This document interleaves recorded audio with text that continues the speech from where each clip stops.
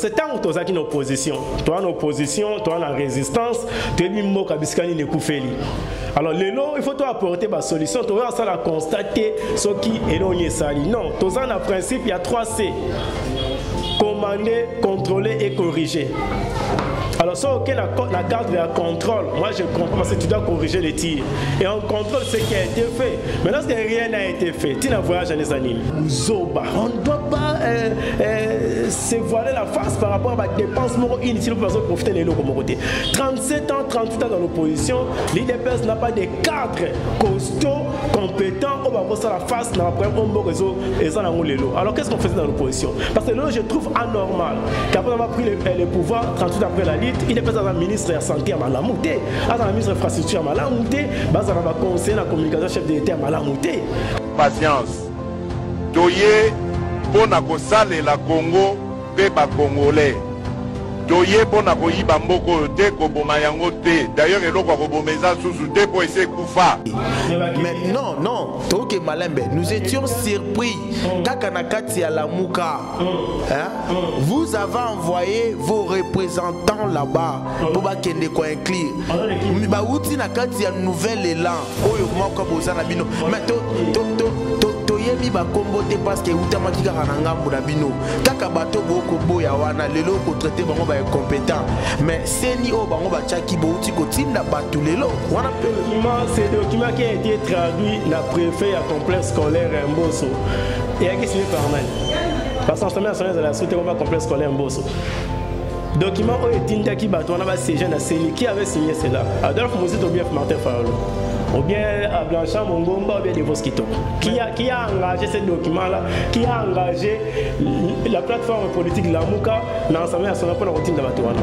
Ce sont des débauchés. Il y a une union sacrée à Zostan, il y a la Mouka. Il y a des débauchés, des débauchés Katumbi, des débauchés dit tout, ainsi de suite. Même comportement de Kina va dire FCC na kati ya seni politicien nous savons comme président de la République à la province à la fief naïe là c'est déjà reconnu. Je suis d'accord avec vous. Oui. Dites-moi maintenant les mandats que M. Félix demande aux Congolais, il y a parti dans la tribune à Chiluba Ndewanga Makila et ça mandat électif à niveau il est candidat président de la République, il est candidat député national ou il est candidat député provincial. Non, candidat président de la République. Ça ne passe pas.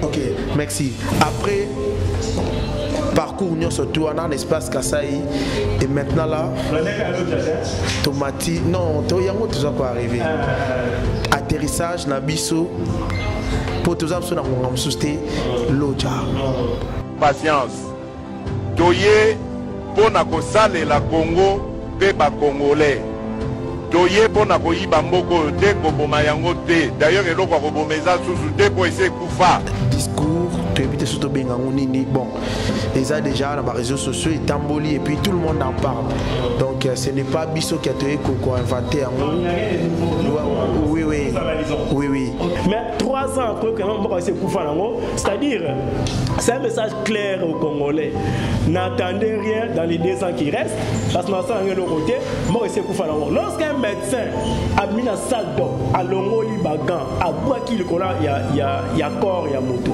et là c'est c'est ce que Félix a fait. Est-ce que Félix a fait?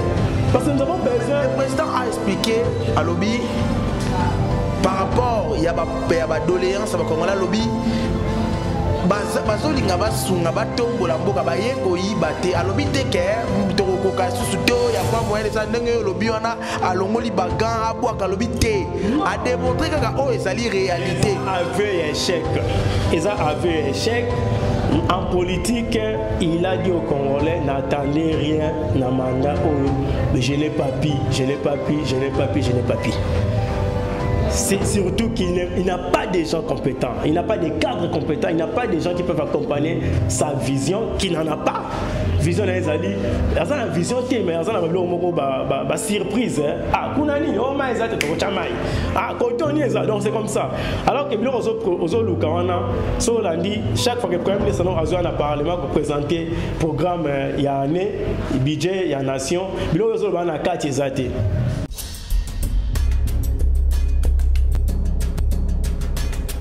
chers téléspectateurs, amis de la version nouvelle télévision, bonjour et meilleur venabino et pas une bozali na bande konabiso mingi mingi ba diaspora pour bino nde batu bo pesa kabiso confiance et puis na ba obazali na Congo.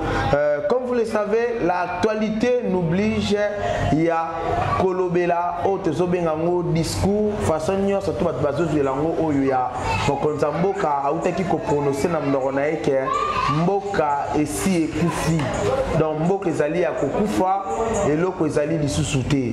Alors toko meka un peu ko analyser na ba politiciens nyonso ba koleka awa même côté à IDPS même côté ya opposition pour chercher à savoir comment est-ce que mokonza mboka koleka, est-ce que ba discours wana ezaki préparé, est-ce que équipe ya presse ou ya communication ya mokonza mboka ezali penda costaud pona koluka ko préparer ba discours pona koluka ko préparer ba intervention surtout afin que ko éviter oyo mwaso ekoloba mawana yango lelo to sengi vraiment bo pesa biso matoi to koyamba mwana mboka Ernest Mwilu yazali moko oyo azali communicateur pe azali coordonnateur mopanzi ya SID na Moamba na district o binona surtout boyebi ye azali ko encadrer jeunesse kuna et azali pe moko o boyebi ye 2021 mobimba to traversa ki amona ye aleka ki apesa ki bino basango lelo asepeli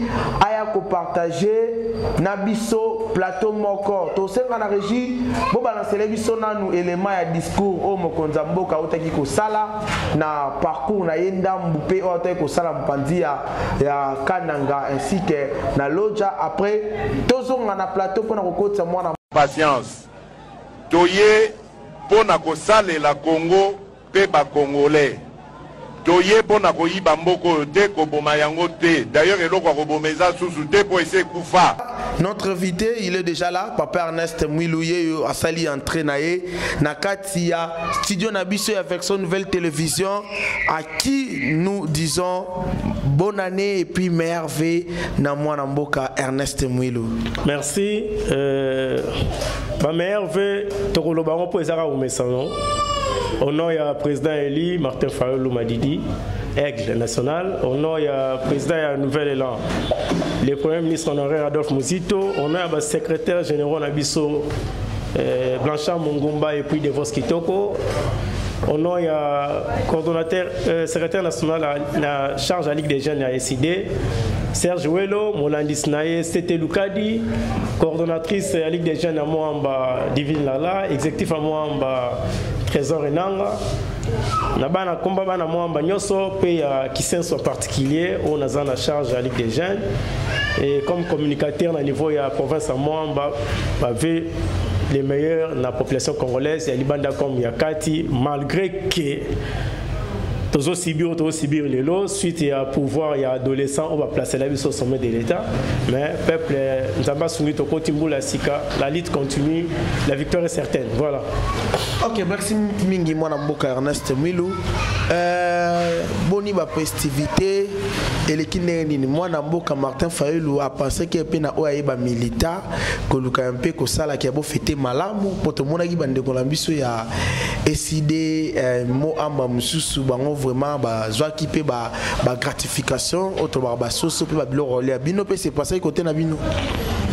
Oui, na cadre ya ko sangana ko solo na bana ba imboka ko kabola moi lipa tout ça na kiango mais dans le cadre ya corruption morale parce que nous parmi ba 13 valeurs na biso to défendre na kati ya SID corruption zali open to boya na mutema moko morale financière comme matériel to boya vraiment mais dis-moi ko sangana ko zwa moi eloko na ndenge ya papa asunga bana elekaki na ndenge ya malamu et nous étions aussi bénéficiaires.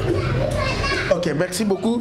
Tu passer directement dans l'actualité. Oh, lelo to bengeli o lelo.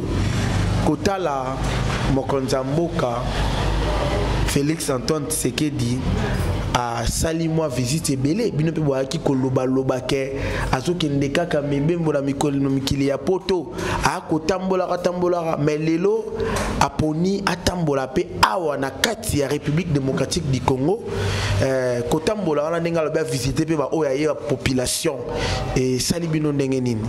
Non, problème il y a ko voyager à l'interne comme à l'externe et ça na problème ma casse penalité mais aujourd'hui ma ponani. Qu'est-ce que le pays bénéficie par rapport à ma voyage now? Tout ce qui est en faute contre un voyage à Libanda comme il y a 4 non. Voyage n'y a pas mon konzamboka à Salaka d'une manière générale. Écoutaka na trésor public. Même il y a 4 mboka. Même il y a 4 mboka. Écoutaka. Hein? Talaka cortège à tambo nangoana. Carburant, frais d'émission, prime de risque. Il y a chaque fois il faut délinquance budgétaire et ça la financière et ça la présidente de la République na institution parce que tant tambola qui wana ba député bazalaki ba sénateur bazalaki ba ministre bazalaki et que les membres il y a présidence bazalaki et ça la que non enveloppe et que ça la monnaie makasi et le pays n'avance pas par rapport à des dépenses inutiles wana. C'est un voyage inutile, un voyage c'est voiler la face par rapport à des dépenses inutiles pour profiter de l'eau comme côté. 37 ans, 38 ans dans l'opposition, l'IDPS n'a pas de cadre costaud, compétent, au bas la face, n'a pas un bon réseau et ça alors qu'est-ce qu'on faisait dans l'opposition? Parce que là je trouve anormal qu'après avoir pris le pouvoir 38 après la lutte, l'IDPS a un ministre de la santé à Malamouté, a un ministre de l'infrastructure à Malamouté, a un conseiller de la communication chef de l'État à Malamouté. Avec la nation. Et vous attendez quel résultat dans 5 ans? 38 ans d'y rester sous les arbres, à Bouzoba, au lait, je vous donne un exemple. Si vous pensez à la mémoire de Mandela. Mandela en prison, à ce moment-là, il en prison à Bini. Mandela, un genre aussi, prendre le pouvoir. Alors, tout ça est ridicule. Ce que l'autre quatre contacts dans le monde extérieur, parce que le monde évolue. Nous sommes dans la prison, nous sommes dans Bassi, nous avons visité, nous avons rendu visite dans la prison, nous avons des journaux, nous avons des livres, des magazines, nous avons outillé, nous avons en contact avec le monde, nous avons en contact avec la gestion, l'ordre mondial de Sikao et Zakoya. Pour être attendu, ce qui est bimi, mondial a besoin de pouvoir, tout ça capable de gérer Mboka. 38 ans dans l'opposition, il n'y a aucun ministre qui excelle. Moi je regrette, l'IDPS n'est pas une bonne classe politique. Tala Makambouya Ram, Sony pour la ministre. Ministre, il y a hydrocarbures. Tant que nommé, ni n'a vu la télévision, non, on a vu nos journalistes.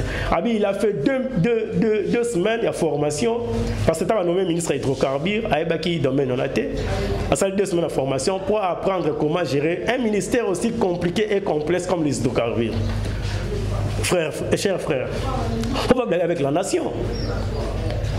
Hydrocarbures, on a 2 semaines de formation pour apprendre à gérer le ministère. Vous attendez quel résultat? 38 ans après, on a un cadre, il y a un long pour gérer un boka. Bazo apprendre, non, nous a décidé dans la Mouka, Nouvelle Élan, on a décidé d'aider les autres partis. Nous avons des cadres compétents, compétitifs, le pouvoir de relever des défis dans Mboka. Ça, je vous le confirme. Merci beaucoup, mais Nakota Lolenge Boko Kendele, en tout cas, Bouti ko trahir peuple congolais. Ah boko loba ministre tout console. Tozo ngaka kampantina bino.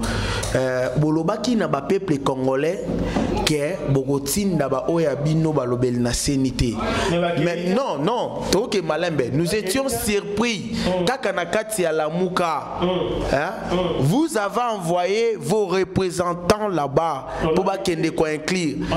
Ba uti na kati ya Nouvelle Élan oyo moko bozana bino. Mais toyebi ba kombote parce que utamaki kaka na ngambu na bino kaka bato boko boya wana lelo ko traiter bango ba compétent mais seni o bango ba chaki bo uti ko tinda batu lelo wana c'est document qui a été traduit na préfet à complexe scolaire Mbosso et a été signé par Nani parce que ensemble de la société comme complexe scolaire Mbosso. Document o etinda ki bato wana ba siéger na seni qui avait signé cela Adolphe Moussito Bief Martin Fayolo. ou bien à Blanchard Mongomba ou bien Devos Kitoko. Qui a engagé ces documents-là, qui a engagé la plateforme politique de Lamuka dans l'Assemblée nationale pour la routine de Batouana. Ce sont des débauchés. Il y a une union sacrée à Zosana, il y a Lamuka. Il y a des débauchés Bemba, des débauchés Katumbi, des débauchés Ditou, ainsi de suite. Même comportement de Kina Badide, Manara, comme Bauti, FCC,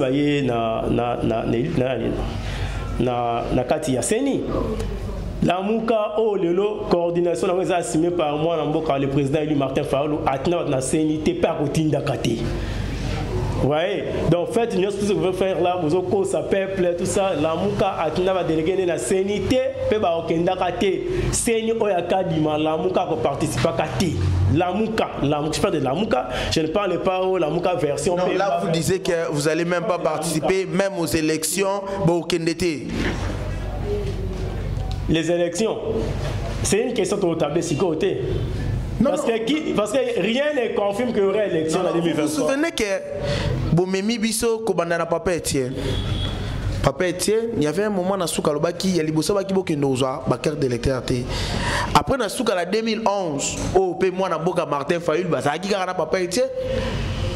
Et ça a qui a voté, mais on Souka Souka Tokindeka a voté. Et vous encore, en 2018, bon, mais Mibiso, machine à voter, bon, ben, on voit même machine à voler. À la fin, Binoka, on a botinda population pour que le babo kende ko voter. Et les locaux qui ont la même erreur, on a sous-souté pour abokobo ya ngobo bobi boko kendete ce qui est dans le système ya kadima. Et boko changer te na souka pour na kolobato kendeka. On montre que nyoso tout ana ceux qui bozo ko échouer que ce sont bino monde bozo créer ka nyoso au lieu ya kokoma sur place ko luka ko bongisa ko luka ko zoba solution ko tchaba garde fou afin que ceux qui kadima peine de ko kadima ko ngasa la mabako kate bo tchaba garde fou ensemble en église au lieu bo memara population kaka na boepi na souka bolobi auto kende kaka. Mais les garde-fous des journalistes va chacun avec la loi. La loi portant organisation et fonctionnement de la CENI, tant qu'on a des attaques sur mesure, tu as garde-fou place. Et puis quand vous parlez des élections de 2018, tu as une machine à voler. Est-ce que tu vas rester à voler? Tu as une machine à voler. En fin de compte, le reste a été volé. Mouto à Noma, ça tout le monde connaît. Les élections de 2018 ont été contestées mondialement. Et les conséquences en illégitimité la République démocratique du Congo, crise en côté, et des OIAT, investissement OIAT. C'est suite à cela. Le monde entier est contesté avec l'élection 2018. Investissement OIAT pour tenir comme musique, qui est à cause de la nyos, à côté de l'insécurité ainsi que l'investisseur OIAT. Non. Tout le monde il y a Ndeko Adolphe. Est-ce que Ndeko Adolphe est capable de faire investisseur? Non, il a dit ça par rapport au principe où ils ont gouverné le monde. Quand on parle de démocratie, il faut que les pouvoirs soient légitimes et légaux. Tant le pouvoir est dans la légitimité, dans la légalité, on peut traiter dans le monde entier, partout, et puis investir. Mais tant qu'ils ont traité dans l'illégitimité, et connaissant le fond du problème, il y a un investir parce que le monde extérieur, ils ont marché sur le principe démocratique. Comme vous avez une illégitimité, investir ils ont dit non, on avait prévenu que par rapport au comportement au sein des musulmans, il faut voler électorat congolais, il faut victoire congolais. Illégitimité. Investissement orienté. Ok, merci, parlons de ça. Merci vraiment Mingina. Le lingue où tu peux répondre biso to vanda to kota na mama le kamonega to tikoloba.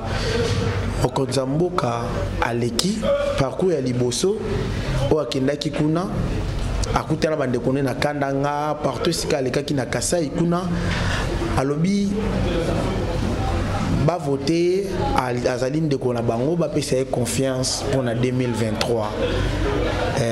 Tu es pété moi na mboka Martin Fayulu mukolo e pa kolekana oya bango mboka akolo ba peka na bande konaye va voter to eza nango discours normal. Ce qu'on vu résultat en 2018.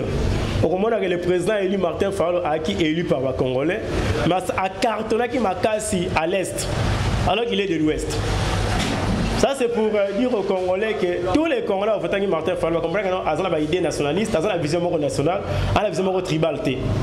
C'est pourquoi Azwa, le seul président jusque-là, depuis 60, où il y a Azwa élection du sud au nord, de l'est à l'ouest, voté massivement, c'est le président élu Martin Fayulu. Non, parce que pas le seul président, le seul candidat. J'arrive. Le président Kazavou a voté au second degré dans le Parlement. Donc ce sont les élus qui l'ont voté et non les souverains primaires. Le président Mobutu a dit que c'est le président élite parce qu'il y a une dictature. Mouzé également, Joseph Kabila en 2006, même en 2011, on peut être donc Kabila a vu qu'il y a un mandat, il y a un gagné. Ça tout le monde connaît. Et en 2018, c'est le président élu Martin Fayulu. Malgré ça, aujourd'hui, vous collaborez ensemble dans un bloc patriotique. On ne collabore pas avec Kabila. Moi, Ernest, je peux pardonner au diable et non à Kabila. Parce que ce que les Congolais vivent aujourd'hui, c'est Kabila. Les mal congolais, c'est Kabila. Vous pouvez répéter cela parce que nous sommes devant la télé. Je peux pardonner au diable et non à Kabila. Ça, je vous dis. S'il vous plaît, M. Ernest, et si aujourd'hui, le président Martin Fayulu décide d'être dans une même table avec le président honoraire Joseph Kabila pour nous parler sur accompagnement bloc ou netolobaka, comment dirais-je, ça la collaboration, coalition pour nous faire l'élection. Yo Ernest Okolungwa na la Mouka. La Mouka, c'est parce que la Mouka c'est Martin Fayulu. Mais au moins on continue sur la contradiction. Les contradictions, je vais répondre. J'ai mes arguments, mon frère. Oui, très bien. Na Kolungwa na la Mouka, politiquement na Rosana Fayulu, mais socialement na Rosana Fayulu. Comment ça? Oui. Mais je veux respecter la discipline du parti. Le président élu Martin Fayulu qui est la campagne a soutenu par Kabila. Mais ça sera socialement Kabila est aussi. Mais ça sera une alliance politique. Oui, ça sera une alliance politique. Mais oui que vous allez politiquement ensemble, vous appelez socialement ensemble. D'accord, merci. Merci notre cher téléspectateur. Pour cela, je comprends que tu retournes en 2023. Tu retournes à ce que tu retournes. Alors, je disais que lorsque le président des faits, qui est président de l'IDPS, n'est pas président de la République, il est président de l'IDPS. Non, c'est le président de la République. C'est le président, s'il vous plaît, M. Ernest, c'est le président de la République. Des faits. Bon, là, selon vous, ça n'engage président des faits. Ça n'engage que vous. Oui. À ça, la campagne, à l'obina, la Kassai, qui est bien déconnant, mais qui a beau voter en faisant un deuxième mandat d'office. Alors, même Oyo Bengaye, président de la République, entre guillemets, il devient maintenant le candidat président d'une tribu. Il est candidat président d'une tribu, la tribu Luba. Ce que je regrette, c'est quoi? Il tient un discours anti-Luba dans l'espace kassaïen, c'est vrai, mais sans oublier qu'il y a un bougement, ainsi de suite. Les Congos sont là, les Swahili sont là, les Ngala sont là. Il a fait d'abord, première erreur, il n'y a pas eu un interprète à côté, ou à côté Limbonit, Ningala, ou langue, ils sont presque à l'Obaka. De deux, ça ce n'est pas un discours propre, il y a Azo incarné l'unicité en nation. Parce qu'on dit, le président de la République, il est garant des institutions, il est l'unité, il représente l'unité, il est. Alors, il s'est écarté dans tout ça. Et les alliés des locaux européens, sa gestion en Moko locaux, il y a kilo locaux au Congo, et ça n'a pas de problème très complexe et compliqué. Na bateau qui préparé. C'est ça un peu le problème. J'ai beaucoup regretté par rapport à ces discours-là. Mais moi, à ma manière de voir les choses, je n'ai même pas voulu entrer dans le débat des cavernes, il y a qu'un niveau. Moi, je pense comment refonder le Congo et comment refonder aussi l'homme congolais. Parce que le Congo est malade et puis l'homme congolais aussi est malade. Alors, quelle est la thérapeutique appropriée qu'il faut apporter et à la nation congolaise et aux Congolais en particulier? Là, on a pensé, on a discuté dans le plateau de télévision, tout ça, les années en Wana. Comment causons ça Congolais monte? Parce que Congolais, ça livre vraiment, passez-moi les termes, proche à Niama. Attends l'état sanitaire, c'est qu'on a au bois à full place. Alors, bis, boté 31 personnes, na moni na transport, baxi, elle bossa 31 personnes à Bic. Si je ne me trompe pas, 35 personnes assises, côté 31 personnes debout. Mais la monnaie a baxi 1, il y a 31 dans la BIC. Donc il faut 31 personnes debout. Entre-temps, l'État demande aux Congolais de respecter les gestes barrières par rapport à la pandémie Covid-19, ainsi de suite. Donc il y a une amalgame, il y a du loco entre les dirigeants et les dirigés. Donc c'est ça un peu le problème des zones de Kanamboa. Comment refonder l'État? Comment redonner encore le sens d'humanisme, le sens d'être humain au Congolais? Le discours et chef d'État parce que ceux qui te lobelango pas être binope boko bunda boka mamboka. Nous allons faire comme ce là. Nous allons refonder l'État. Nous allons refonder l'État na tribu. Vous ne verrez jamais le président élu Martin Fayulu avec toutes les compétences. Oh yazanango, allez kana kuilu, alors bampangi na moni akuilu ben ku voter mu pesa munu mbanda. Ça jamais, ça ne passera jamais. Ces jours-là, je serai parmi ceux qui vont demander son départ. Il y a qui devant demander qu'on a frère et sa famille. Bon. Il parlait à Lingala. Il avait parlé à Lingala. Il a été dans les Congo centraux, il a été dans les coulisses, il parlait à Lingala. Il parlait à Lingala. Prenez les images en 2018, il parlait à Lingala. Est-ce que c'est mauvais? Par exemple, moi je suis là. Vous êtes mes frères. Ce n'est pas mauvais. Moi, Ernest, je suis du Kouilou. Je me retrouve à Massimandim, chez moi, dans mon fief natal. Je peux parler en Yansi parce que je connais que dans cette partie-là, les Yansi, les Songo, les Mbunda, les Baungana, les Basamba parlent presque des langues, des dialectes au Bayokanaka. Parce qu'il y a pas Bayoka. Mais connaissant qu'il y a 4 délégations dans Gaï, étant politique congolais, Nassimananga Bangala Baza, Bankongo Bazali, Balou Bazali, Baswali Bazali, je vais demander à ce qu'elle interprète, un dialecte Wangana Zoloba, à interpréter sinon na lingala au Mouno Salobaka, pour pas comprendre un message Joana, séparation exatée. C'est pas un discours séparatiste, c'est pas un discours tribal. C'est un peu ça. Ça c'est la forme. Maintenant dans les fonds, la forme on peut parler en langue nationale, en dialecte, ça ne dérange pas. Mais c'est le fond qui dérange. C'est le fond. Lorsque vous vous présentez devant une tribu, alors qu'on sait très bien, même par une baguette magique, aucun candidat dans le Congo a gagné l'élection sur la tribu n'a été votée à Sati. Il n'y a aucune tribu qui est majoritaire au Congo, il n'y a aucune tribu qui est minoritaire. Tous nous sommes minoritaires. Toutes les tribus au Congo sont minoritaires. Alors il faut cet ensemble des nations au Congo, alors il faut avoir un discours qui passe partout.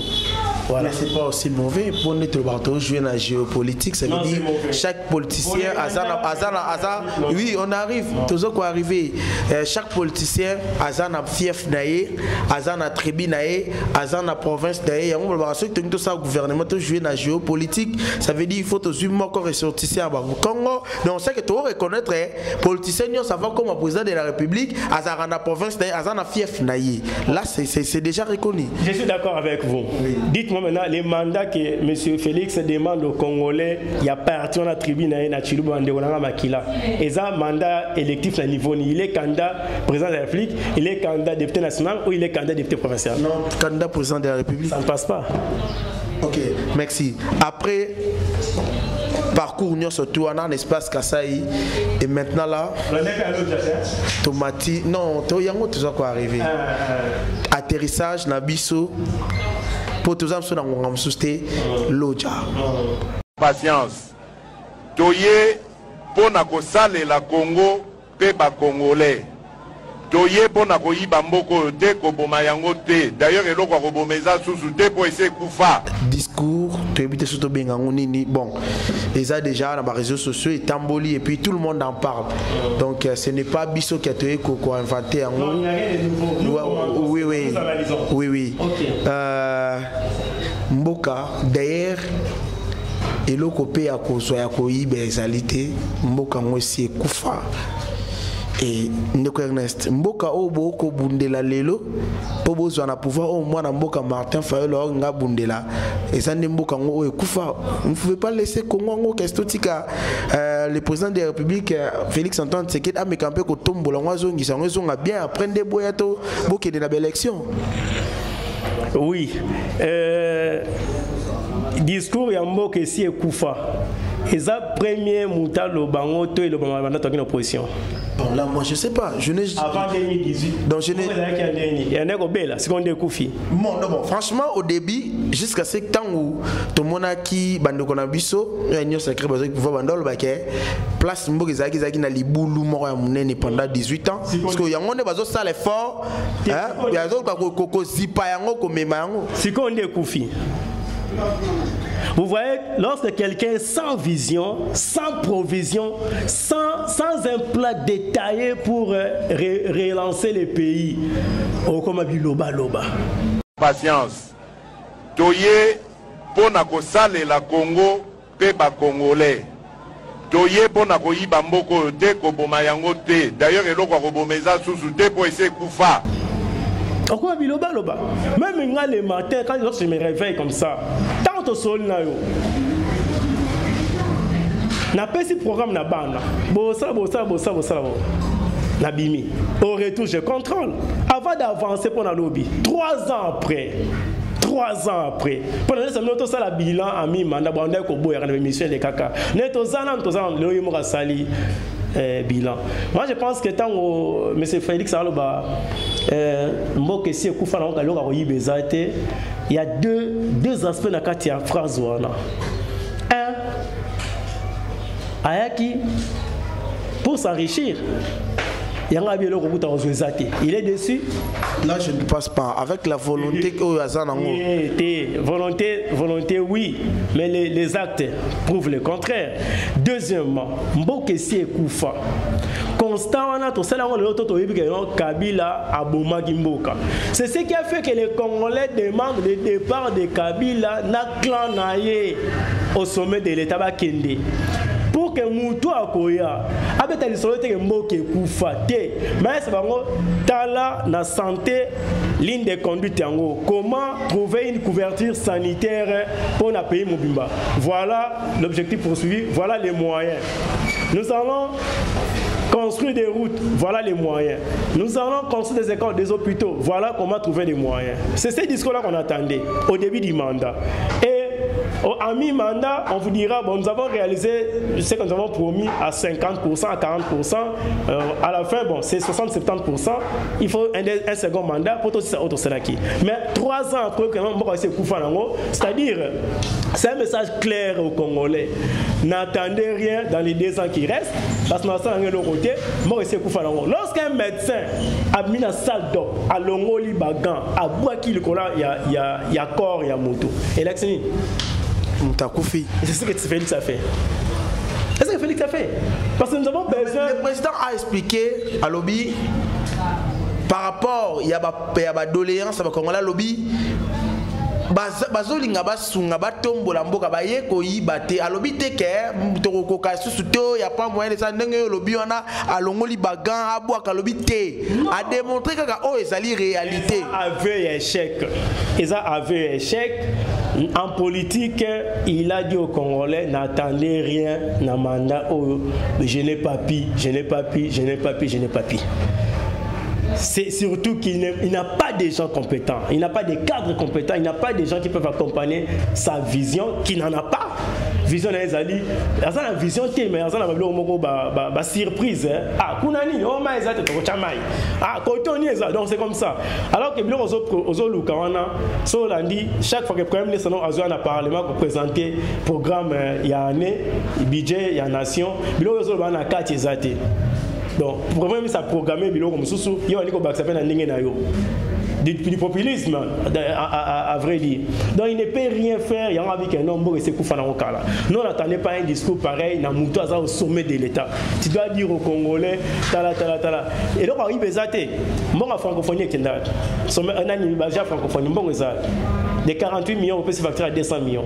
On est années. Quand il y a des gens qui projet Kinshasa sans trou et Kendal qui ne peut pas 100 jours parce que les caméras de banda ce que le Ghana il bambongo wana nyoso wana ezani détournement te ko ibani aso kana mboke ibeba ngalo ba ibezate bon bleu sona ibion et tous ces projets là ils entourage na MTL les bambongo wana mbongo ya COP 26 et Kendal il y a réforme il y a enseignement et Kendal Parce que tout ça, on a pas ça preuve. Mais moi, j'ai le nom de tous ceux qui ont détourné. Bon, et ça, un entourage à Félix. Parlons de ça. Autour évoqué, et là, on a la francophonie. Nous avons vu dans des images. Il y a un monsieur là, au Banoma, qui est le numéro 1 à contrôler. Gestion, il y a francophonie, il y a sommet à francophonie, il y a Jeux olympiques. Sommet, il y a G à francophonie, où il y a déroulé dans l'espace, on a contact à Raphaël. Mais Balobi, c'était si c'est un DJ, si c'était un musicien, pareillement, le monsieur a porté disparu. Et puis, est-ce qu'ils ont vraiment vrai, G à la délocaliser pour un projet jusqu'à tel point que rien n'a encore été fait. Et puis ils ont profité, quand ça qui inspecteur et francophonie, pour loger l'athlète dans home. Or, ils ont demandé 48 millions. Écoutez, réellement 48 millions, mais les autorités congolaises vont faire que facture à 200 millions. Allez-y comprendre, 152 millions à l'Okuta Bolier. Alors, quand on dit que monsieur là a porté disparaît, on a été mais bon, on fait ça qui déjà. Il a décaissé. La question que je me pose, 38 ans d'opposition, en nos pensées sur le pouvoir, quelle que soit la manière à combiner au sommet de l'État, à travailler dans le parce que le lot a présenté des gens pour ça. Maintenant, ça va détourner, ça va voler, ainsi de suite. Mais après, justice, on comprend les gens ont 500, bon, il y a des années, 200, 300, c'est-à-dire il n'y aura rien de bon, c'est un groupe, il y a malhonnête, il y a un peuple pour passer, continuer. Alors nous demandons aux Congolais d'être vigilants. Parce que derrière tout ça, maintenant c'est un Ndenge qui est élection en 2023. Attendez-vous à ce que l'Oramabe ait un assiment. Parce que la classe politique actuelle, ils ont lâché Moussouni pour passer à Kangina Mouno. Parce qu'on a un thème qui toque au Makasi, bino souffrance de personne et continuer kaka. Alors on ne se laissera pas faire. Donc nous demandons qu'on d'être vigilant, d'être soudé, comme un seul homme pour te barrer route dans bateau, la Congolais lelo. Il n'y a rien de bon et là comme on regarde, to bunda parce que c'est la lutte libère. Ce qui était la génération future, ils auront la semaine biso ba na soit qu'on va souffrir plus que biso. On est arrivé bandeli à souffrance ba sec. Alors restons unis, battons-nous, combattons le vrai combat pour que l'hôpital soit honoré à titre posthume, on va remplacer Rabiso. Ok, merci beaucoup. C'était M. Ernest Mwilou Oazali, coordonnateur et à jeunesse na décidé Moamba. Merci. To koute na mikolo koya, to invité aux ala invité na biso spécial na mukolo ya lundi aux ala lundi c'est lundi débat ko salema na ndeko moko ya IDPS je crois et aux ala très bien appelé. Ah ouais ka moko ba ko ya ta 3T. OK, merci beaucoup. To reluki là au bango. En tout cas, merci. Comprenez que c'est Ernest Mwilou, ça fait longtemps que to zala na yango to sepele ki lelo to partager na e sujet oyo ya discours ya Mokonzamboka. To pe simbote na ba diaspora na surtout maître Baina courage, sincère condoléances, mama Kundama Kikitoko ba diaspora na surtout batala rabiso to pe simomo te bo continuer kota la version nouvelle cinéma, bo continuer ko aimer, bo continuer ko cliquer, ko commenter, zo sala biso bien mbote na famille Mobimba, famille Kokissa partie en France, Jonas Bouka Kokissa, Nation Sikuna Bambo Deskabozali, partout je vous aime beaucoup. Tokute na mikole koya, ciao.